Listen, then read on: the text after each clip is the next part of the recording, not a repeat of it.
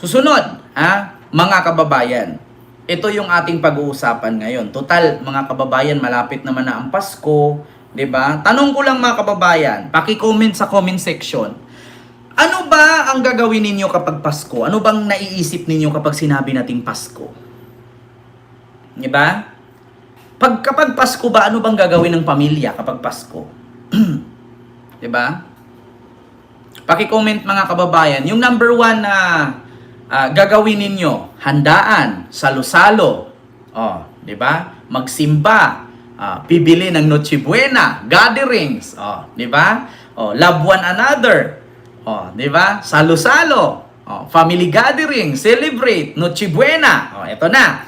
Mga kababayan, alam nyo na, di ba?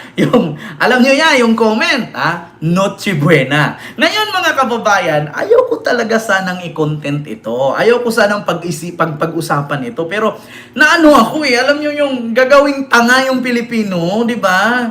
Mga kababayan, dito tayo sa usaping 500 pang Noche Buena.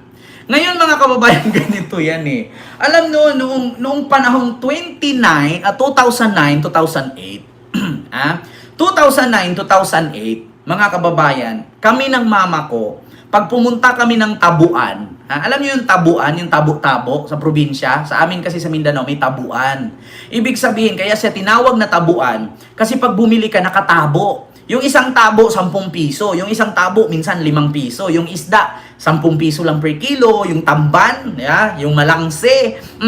Kaya yung 500 pesos mo, mahihirapan ka na magbitbit niyan pa uwi. Mahihirapan ka na niyan yung 500 pesos. Pero 2009 yun, 2008. No, actually high school pa ako niyan. 2008, 2009. Mag-high school, first year high school yata ako niyan. Noon yun! Pero ngayon mga kababayan, putang ina, yung 500 kasya ba? Kasya ba sa inyo mga kababayan ng 500 pesos pang Noche Buena? Ito dito sa amin, sa lugar namin, kasi syempre ilang Pasko na ako nakaranas. Yung manok pag Pasko, yung lechon manok yung andoks, yung chokstugo, yung baliwag, yung Senyor Pedros, pag Pasko niyan, ang manok 399. Minsan 299, minsan 399. Aabot pa yan ng 400, lalo pag New Year. Sabihin natin 300. 299 ang manok, sabihin natin 300. Minsan nga 320 na So manok pa lang yon 300 na. So, ang natira sa 500 mo 200. Sa bagay mga kababayan, kung ikaw Pilipino at matipid ka sa buhay, ganito yan. Bibili ka ng 1 kilong bigas, 50 pesos. 50 pesos, 1 kilo bigas. Manok 300, so meron ka pang 150 tira. Ibili mo ng juice na tang na may flavor na dalandan, pineapple, orange, kalamansi, yung isa. Tapos, sabihin natin tag 20, 25 yun yung isang juice. So meron kang 125 na tira. Ibili mo ng gin bilog sa tatay mo. Magkano ang gin bilog mga kababayan? Gin bilog. Tapos 1 kilong bigas, sinaing. Kung 5 lang kayo miyembro sa isang pamilya, 1 kilong bigas, marami-rami na yon. Kung 5 tao kayo. Tapos 1 lechon manok. Ipa-chop-chop mo yon. Ipa-chop-chop mo. Ang gin bilog 80. So may 125 ka, edi may 45 ka na lang natitira.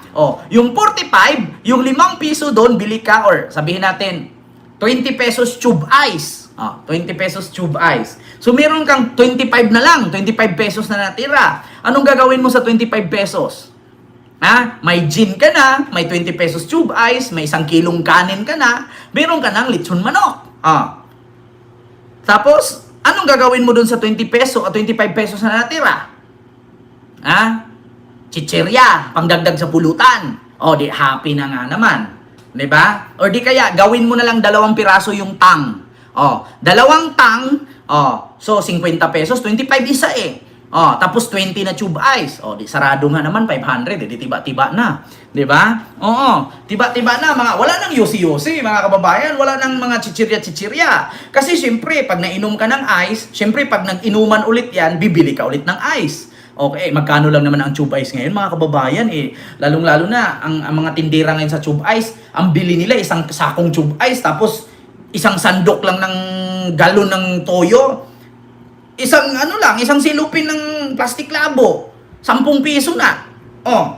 So, ibig sabihin mga kababayan, sakto nga yung 500 mo. Eh kung ikaw mayaman kang pamilya, putang ina, inom kang gin.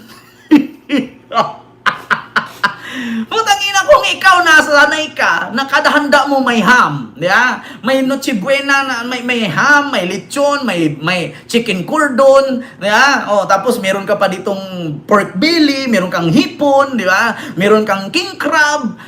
Putang ina, kung ikaw mayaman, isang manok, isang kilong kanin, tapos gin bilog, putang ina, di magbibilog yung ulo nyo lahat. Tapos tube ice. Alam nyo, sa totoo lang mga kababayan, hindi po talaga kasya.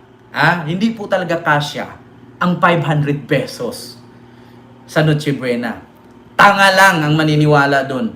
Alam nyo, itong sinabi ng DTI, huwag nyong gawing mahirap ang Pilipino. Pang mahirap na budget yan.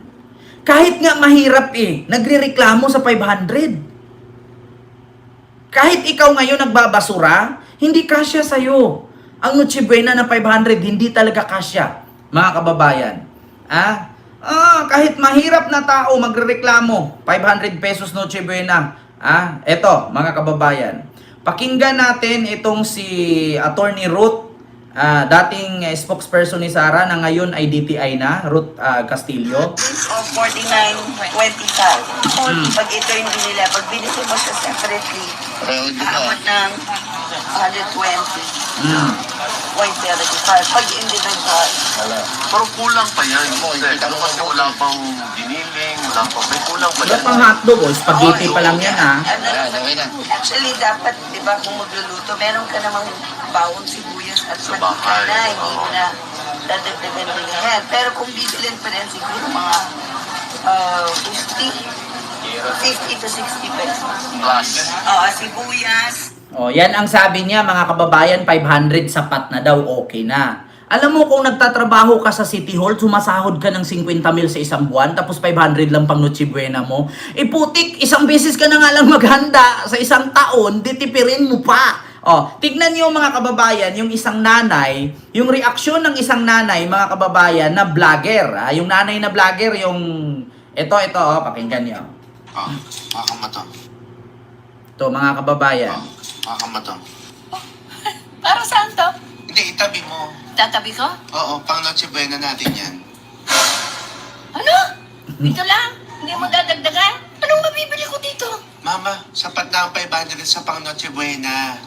Ina, manok lang to, kulang pa. Hindi nga, Walang sahog, manok Hindi lang. ka ba nanonood ng balita? Sapat na daw ang 500 pang Noche Buena. Sino may sabi? Sino may sabi? Si Madam nga, nakita ko sa sa balita. Sabi niya, sasapat yung 500 na to? Oo nga, sapat na ang 500 sa bawat pamilya pang Noche Buena. Oo ha? Sinong madam yan nagsabi? Saan nakatira yan? Kailan sinabi na sasapat ito? Basta, Oy, kung sino ka man, madam. Ako marunong mag-budget. Pero tong 500 na to, wala ito. Maski spaghetti o kung ano man. Makakabili ka. Pero hindi mo lulutuin dahil walang sahog. Minsan na nga lang maghahanda pag Pasko. Ikipirin mo pa yung mamamayang Pilipino. Kung ipipilit mo ito, madam, dapat pati ikaw, 500 lang ang budget mo. Ha? Kasi alam ko, hindi lang 500 ang budget mo. Dahil napakadali mong sabihin na sapat na to. Pero para sabihin ko sa'yo, hindi. Huwag niyong ipagpilitan na kasya tong 500. Ito nga mga kurakot sa Pilipinas, kung makapagnakaw, wagas. Tapos kami ang titipirin nyo. Sa inyo na tong 500. Kayo ang mag-budget. Di ba? makakamato. Rinig yun si Mother. Para saan to? Para sa... Itabi mo. Tatabi ko? Oo, pang Noche Buena natin yan. Ano? Ano? Sino yan? Saan niya nakatira? Kailan niya sinabi? Naku, yung mga kurakot nga, bilyon-bilyon ang pera, may mga eroplano pa, tapos kaming Pilipino, 500 lang. Alam niyo, sa totoo lang ako, I will tell you frankly mga kababayan, may anak na ako, pero wala sa akin.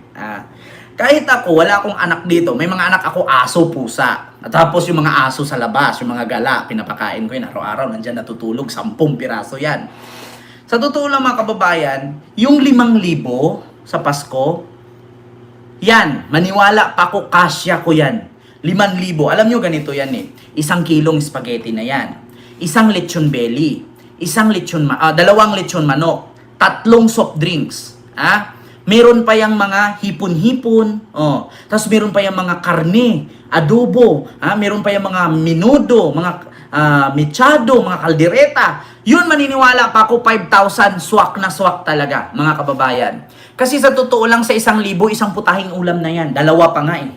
Yung 1,000 mo, 2 ulam na yan. Yung Ma'am Criselda Axilo po. Yung 5,000, ito sabihin natin 1,000 isang ulam. 4 na putahe na yan kasama ng mga drinks dyan, may cake pa. Diba? Yung 5,000, maniwala pa ako. Ako, bigyan nyo ako ng 5,000 ngayon, hindi na ako manghingi pa ulit. Sakto na sa akin yan. Sa Noche Buena, pati sa New Year. Yung 10,000, kaya nga meron tayong 13-month pay at bonus eh. Kasi bakit? Yung mga empleyado sa 13-month pay at sa bonus, mga kababayan, doon na nila yan kukunin yung panggastos nila sa Noche Buena at yung panggastos nila sa New Year. Kasi ganito mga kababayan, yung 5,000 pesos, kain pa lang yan sa Noche Buena. Another 5,000 pesos, kain yan for New Year. Sa Noche Buena, puro lang handa yan. Sa New Year kasi, may mga paputok pa yan. May mga kung ano-ano pa. Ano na lang ang igagawa mong decoration sa bahay? Yung mga tinago mong Christmas tree, nangat-ngat ng daga, ibabalik mong itayo. Mga kababayan? Sa Noche Buena, 500. Paano yung pang-decorate mo sa bahay? Yung mga naluma na inaamag, yung mga Christmas tree, ngat-ngat ng daga. Tapos, pag itayo mo ulit yung mga lumang Christmas tree, natatanggal na yung mga dahon-dahon. Di ba may Christmas tree mga kababayan na iniikot-ikutan lang yung sanga, na di ba yung wire iniikot-ikutan lang nung parang ginupit-gupit na plastic. Pag umabot ng 1 taon yun, pag buksan mo ulit, mga hulog yun naglalagas yun eh. Tapos anong gagawin mo dun? Wala ka nang pang-decorate sa bahay, ang saklap. Di bali na nga walang handa, at least may Christmas tree. Tapos ang gagawin mo, Christmas tree, yung luma pa. Tapos meron ka ikabit sa sa pinto, yung medyas-medyas na kulay itim na. Diyos ko, na puro alikabok. Diyos ko, natural pa naman sa atin Pilipino, kapag malapit na ang Pasko, naglalagay tayo ng series light sa pinto. Sa bahay. Naalala nyo yan? Anong idikit mo series light yung nagpundihan niya? Di ba? Anong ipangdikit mong dekorete dyan sa bahay mo? Kung nagpundihan na yung mga Christmas light last year pa. So hindi naman tayo pwedeng magtago ng watusi at triangle dyan. Hindi tayo pwedeng magtabi dyan ng plapla. Hindi tayo pwedeng maglagay dyan, magtago sa loob ng baol na sinturo ni Judas. Kasi nga pagka nag-moist yung pulbura nun, hindi na puputok yun. Hindi man po pwedeng magtago tayo ng kwitis. Diyos mio, Marimar. Tapos, Diyos ko, Secretary Ruth Castillo, wag mo nang ipagdiinan. Yung 500 pesos kasya. Ultimo, nagbabakal bote at natutulog sa bangketa niyan, magrereklamo. Hindi sapat sa kanila yung 500. Lechon manok pa lang yan. Paano pa yung juice? Paano pa yung ice? Paano pa yung gin bilog? Nako, hindi pwede yung ganun. Sabi nga ni Mother, sino siya? Taga saan siya? Saan siya nakatira? Kailan niya sinabi? Di ba? Biruin mo yung mga magnanakaw, bilyon-bilyon ninakaw, tapos yung Pilipino, titipirin yung 500. Uy, magbago kayo. Modern na tayo ngayon, uy. Kung dati nga ang cellphone di keypad, ngayon touchscreen na, sana yung utak ng DTI, hindi naman di keypad. Ang gamit noon, calculator, di battery. Bilad pa nga sa init para lumabas yung number. Ngayon po, cellphone na, may calculator na. Minsan nga, yung cellphone may TV na. Magbago naman kayo. Uy, mag-improve naman kayo. Uy, taga-DTI. Noon, ang gamit yung cellphone, di keypad.